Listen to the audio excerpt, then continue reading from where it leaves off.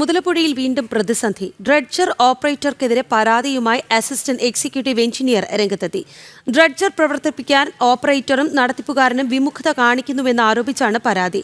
Assistant executive engineer Kadinamkulam പോലീസിനാണ് പരാതി നൽകിയത്.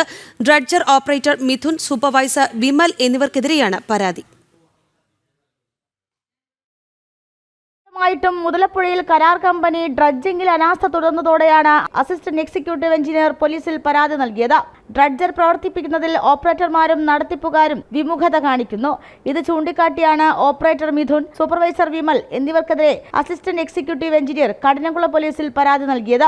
ഡ്രഡ്ജർ പ്രവർത്തിക്കാനായി മറ്റൊരു ഓപ്പറേറ്ററെ എത്തിച്ചെങ്കിലും സൂപ്പർവൈസർ അനുമതി നൽകിയില്ല എന്നും പരാതിയിൽ പറയുന്നു.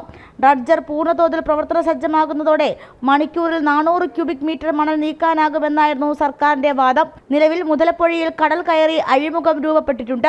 എന്നാലും അഴിമുഖത്തെ ആഴം കുറവാണ്.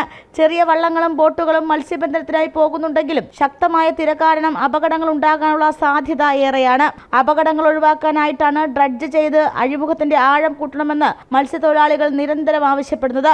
എന്നാൽ സൂപ്പർവൈസറും ഓപ്പറേറ്റർമാരും തമ്മിലുള്ള പ്രശ്നങ്ങളിൽ ഡ്രഡ്ജർ പ്രവർത്തിക്കാതെ അനാസ്ഥ തുടർന്നതോടെയാണ് അസിസ്റ്റന്റ് എക്സിക്യൂട്ടീവ് എഞ്ചിനീയർ ഇവർക്കെതിരെ പോലീസിൽ പരാതി നൽകുന്നത്. ജനം, തിരുവനന്തപുരം.